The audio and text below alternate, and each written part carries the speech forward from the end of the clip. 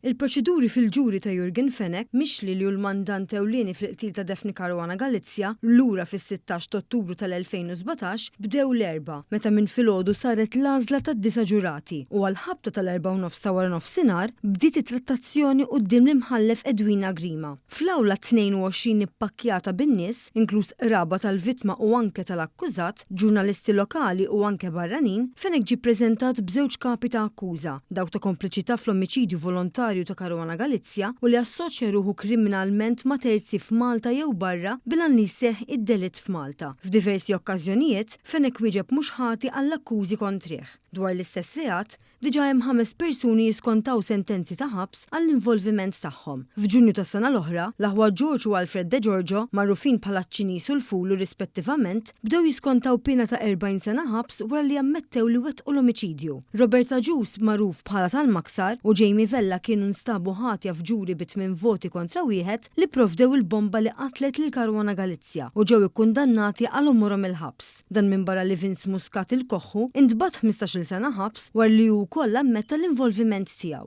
Il-prosekuzzjoni fil-ġuri qed titmexxa minn Dr. Godwin Cini, Dr. Anthony Vella u Dr. Danica Vella mill-Uffiċċju tal-Avukat Ġenerali, flimkien mal-Assistent Kummissarju Keith Arnaud u l-Ispettur Kurt Zara. Għad-difiża qed jidhru l-avukati Charles Mercia u Gianluca Caruana Karen, waqt li l-avukati Teresa Comodini Kakija u Jason Azzoppardi qed jidhru għall-familja Caruana Galizia. Fl-indirizz tagħha lid-9 ġurati u 6 ta' riserva, l-imħallef Grima avżathom b'dak li hu mistenni minnhom u għandhom jiġġudikaw biss fuq dak li jiġi ppreżentat matul il-proċess tal-ġuri u m'għandhom qatt jiġu influwenzati bil-mistoqsijiet li jsiru mill-partijiet. Fl-istess ħin, qaltilhom li għandhom jinjoraw kull rapport preċedenti li setgħu raw jew semgħu fuq il-każ u ma jistgħu jitkellmu ma' ħadd dwar il-proċeduri, inkluż qrabathom. Hawn ukoll għamlet enfasi li l-preġudizzju u l-għadu tad-ġudizzju u li ma jistgħux jaraw lill-akkużat bħala ħati u li dan għandu dritt jibqa' sieket tul il-proċeduri.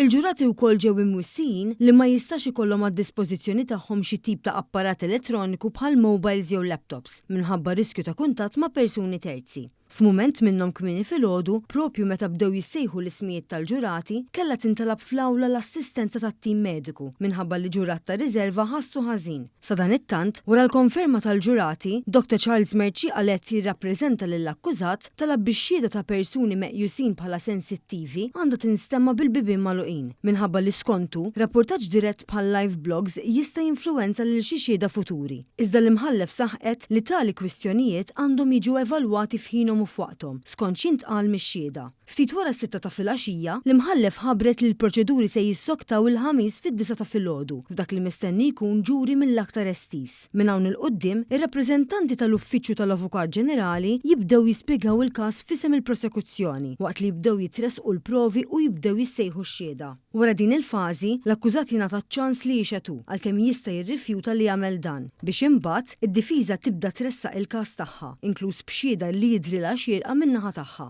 Finalment, il-prosekuzzjoni tagħmel ir-replika għal dan iżda sa dakinhar aktar xi jgħaddu l-ġimgħat.